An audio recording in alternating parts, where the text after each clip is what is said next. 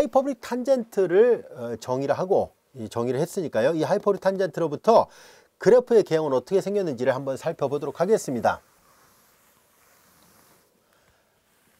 자, 하이퍼보릭 탄젠트는 앞서 정의하듯이 하이퍼보릭 코사인분의 하이퍼보릭 사인으로 약속되어 있습니다. 근데 하이퍼보릭 코사인이 2분의 2의 x승 더하기 2의 마이너스 x승이고 하이퍼보릭 사인은 2분의 2의 x승 마이너스 2의 마이너스 x승이에요. 그래서 이거 서로 소거되고 다 정리하니까 2의 x승 더하기 2의 마이너스 x승분의 2의 x승 마이너스 2의 마이너스 x승 이와 같이 됩니다. 자, 하이퍼보릭 탄젠트는 식을 정돈하니까 이와 같이 되는데요.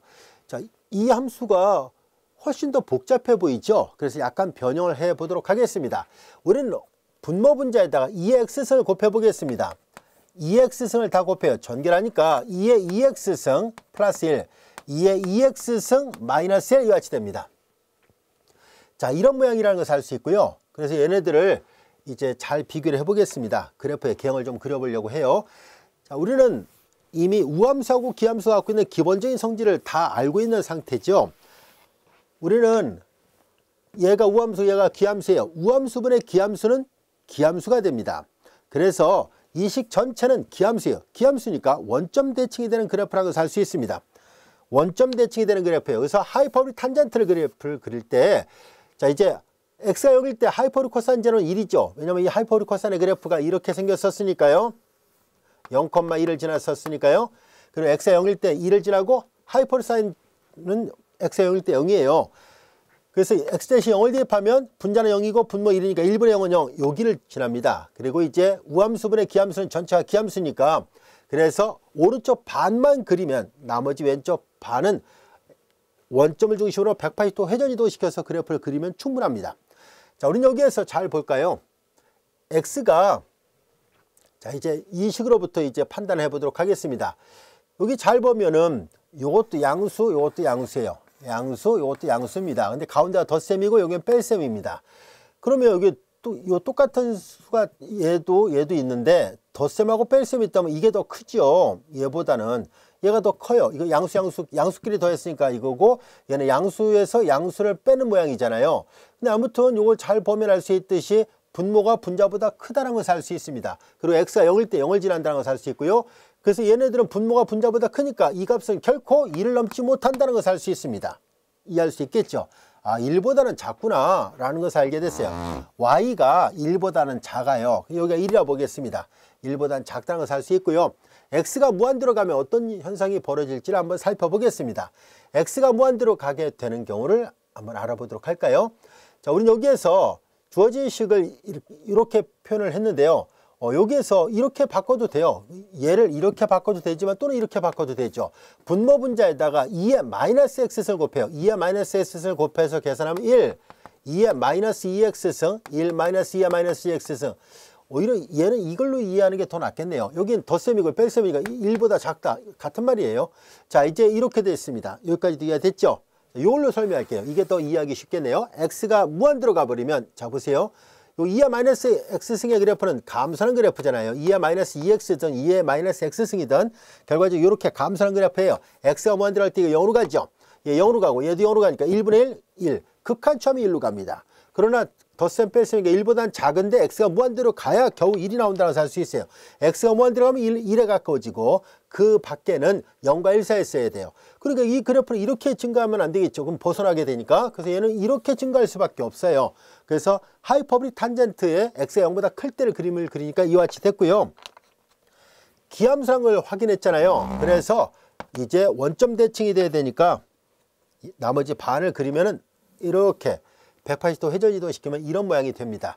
이 그래프가 바로 하이퍼보릭 탄젠트 x의 그래프입니다. 그런데 이 그래프를 잘 보면 앞에서 배웠던 아크 탄젠트 그래프랑 비슷하게 생겼죠. 그러나 아크 탄젠트랑 차이가 있습니다.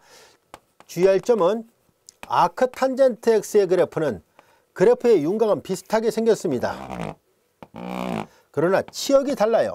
그래프 윤곽은 비슷해도 치역이 보다시피 마이너스 2분의 파에서 플러스 2분의 파이예요. 빨간색으로 그려볼게요. 그래프의 모양은 아주 닮아 있습니다. 이 보라색 그래프는 바로 하이퍼보릭 탄젠트의 그래프고요. 이 빨간색 그래프가 y는 이퀄 아크 탄젠트 그래프인데요. 둘 다 원점을 통과하고 기함수입니다. 그러나 이제 하이퍼보릭 탄젠트는 치역의 범위가 마이너스 1에서 1이고 아크 탄젠트는 치역의 범위가 마이너스 2분의 8에서 플러스 2분의 8이에요. 2분의 8이니까 1점 얼마예요? 그러니까 이 그래프와 이 그래프를 포개서 그리면은요. 이게 좀 폭이 좁아요.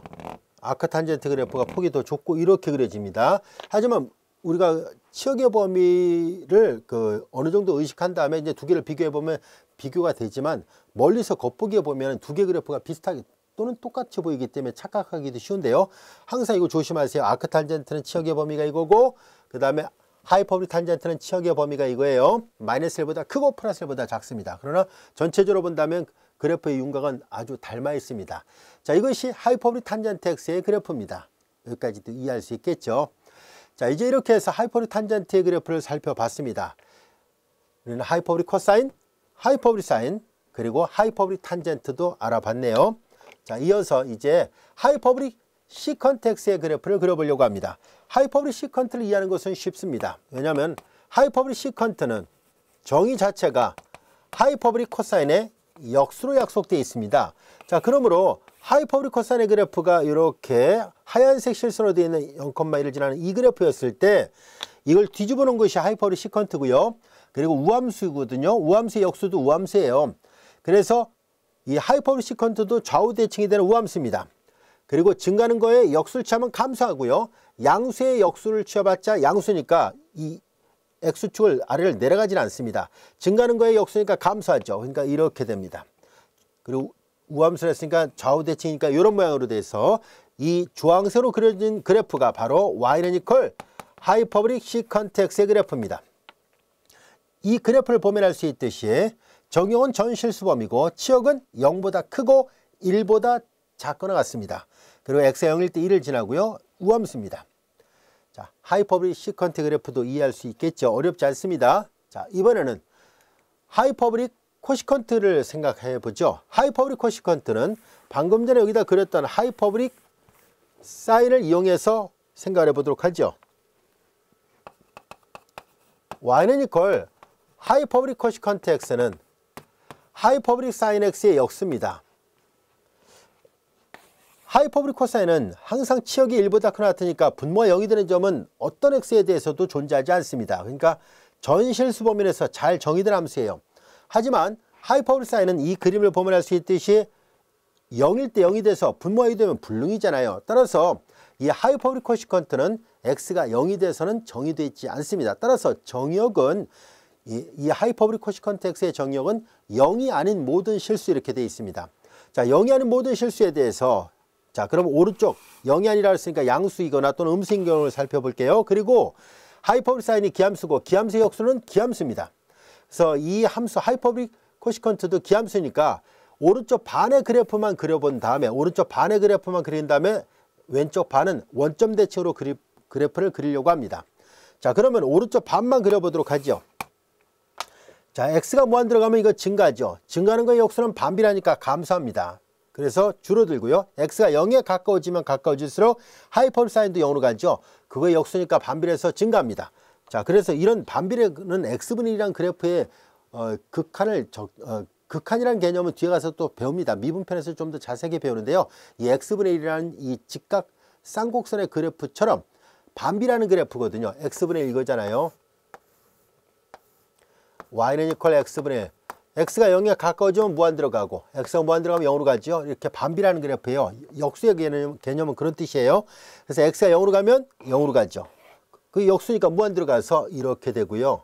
x가 무한 들어가면 이건 무한 들어가죠. 무한대 역수권이니까 반비례하죠. x가 무한 들어가면 무한대 역수권이니까 반비례해서 0으로 가죠. 대략 이런 그래프가 그려집니다. 그리고 원점 대칭이라 했으니까 당연히 나머지 반은 이렇게 180도 회전 이동시키면 되니까요. 바로 이와 같이 하이퍼보릭 코시컨트 그래프는 이런 모양입니다. 이 그림을 보면 알 수 있듯이 정역은 0이 아닌 모든 실수고요. 치역도 0이 아닌 모든 실수로 되어 있습니다. x가 증가할 때마다 0을 제한 나머지 x에 대해서 x가 증가할 때마다 감소하는 함수가 됩니다.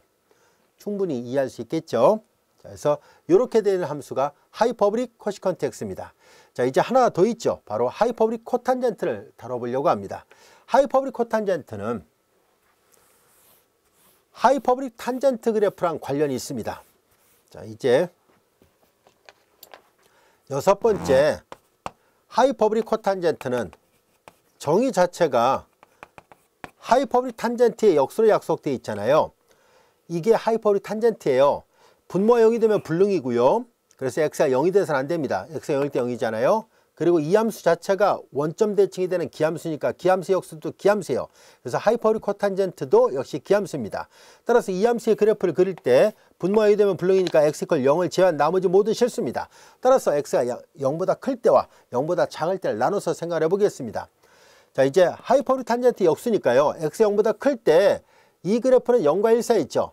0과 1 사이 있는 값을 뒤집어 놔 보세요. 2분의 1의 역수는 2, 3분의 1의 역수는 3, 10분의 1의 역수는 10 이렇게 되니까 1보다 큰 값이라는 것을 알 수 있습니다.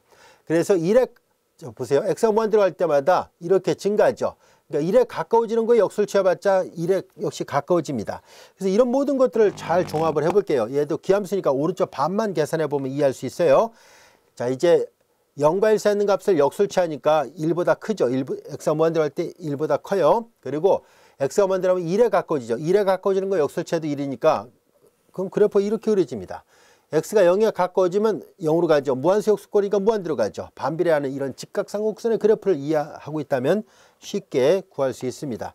자, 그래서 그래프가 대략 이렇게 그려지고요. 여기가 1이에요. 자, 그런데 원점 대칭이다라고 얘기를 했었으니까 나머지 반을 그리면 이렇게 그려집니다. 자, 이 보라색으로 그려놓던 이 그래프가 바로 y는 이퀄 하이퍼보릭 코탄젠트 x의 그래프입니다. 이 그래프는 정역은 0이 아닌 모든 실수로 되어 있는데요. 치역이 독특하게 되어 있습니다. 치역은 1보다 크거나 마이너스 1보다 작다는 것을 알 수 있습니다. 그리고 x가 양수일 때 감소하고요. x가 음수일 때도 보다시피 감소합니다. 치역이 독특하게 되어 있어요. 이 사이에는 그래프가 안 그려진다는 얘기예요. 그래서 1보다 크거나 마이너스 1보다 작고요. 충분히 이해할 수 있겠죠. 자, 이렇게 해서 우리는 쌍곡선 함수 6개의 그래프를 모두 다 그려보고요. 그림을 통해서 정역과 치역이 어떤지, 그리고 우함수가 되는지 기함수가 되는지도 살펴봤습니다. 얘도 이제 기함수고요. 얘도 기함수, 얘도 기함수, 얘는 우함수, 얘 기함수 이런 식으로 우리가 얘는 우함수, 그래프의 특징을 통해서 정역, 치역, 그리고 특징도 살펴봤는데요. 어렵지 않아요. 그림 몇 번 그려보세요. 그리고 자주 활용하는 것은 바로 이 하이퍼보릭 코사인 함수하고 하이퍼보릭 사인 함수예요. 이 두 개는 아주 빈번하게 사용할 것이니까요. 우선적으로 먼저 기억해 두세요. 나머지는 기억 안 해도 된다 이런 뜻은 아니에요. 어차피 알아야 되는데 우선순위를 둔다면 하이퍼보릭 코사인과 하이퍼보릭 사인을 먼저 공부를 하고 기억해 두자는 뜻입니다. 당장 복습을 하세요. 아시겠죠? 자, 우리는 지금까지 배웠던 내용을 토대로 해서 몇 가지 예문들을 살펴보도록 하겠습니다. 그리고 나서 성질도 공부를 해보려고 합니다. 자, 우선 다음에 값을 구해보시오라고 되어 있습니다. 하이퍼보릭 코사인 로그 2로 되어 있네요. 자, 이걸 이용하려면 이걸 계산하려면 뭘 써야 되냐면 하이퍼보릭 코사인 x의 정의를 이용해야 되는데요. 정의가 2의 x승 더하기 2의 마이너스 x승이잖아요. 얘를 활용할 생각입니다. 이 x 대신에 ln2가 들어온 거잖아요. 그래서 2분의 2의 ln2 더하기 2의 마이너스 ln2 이와 같이 됩니다. 자, 이제 그러면 이걸 계산을 마저 해보도록 하죠. 자, 2분의 자, 여러분들이 보면 알 수 있듯이 밑이 2고 로그 2의 로그 네모가 진수 조건 만족하면 항상 이 네모와 같습니다. 단 네모가 양수란 조건이 있어야지 성립합니다. 자, 2의 로그 네모는 항상 네모와 같아요. 그래서 이 성질을 쓰겠습니다. 2의 로그 네모가 2예요. 그러니까 요거는 2가 됐어요. 그리고 이거는 로그의 성질을 사용합니다. 로그 앞에 배수는 진수에 거듭 들어가니까 2의 로그의 2의 마이너스 1승이에요. 이 네모 부분이 2의 마이너스 1승인 거죠. 로그 앞에 배수 진수에 거듭 들어간다는 그 성질을 쓴 거고요. 2의 로그 네모는 네모만 나오니까 가운데 부호 플러스 2의 마이너스 1승입니다. 결국 이거 계산하라는 얘기였어요. 자, 이제 2 더하기 얘는 2분의 1, 2로 나눈 거예요. 자, 이제 분자는 2분의 4 더하기 2분의 1, 2분의 5, 2로 나눴으니까 4분의 5예요. 어렵지 않죠? 4분의 5, 예제 1번의 답은 5번입니다. 자, 이어서 예제 2번의 문제를 풀어보겠습니다.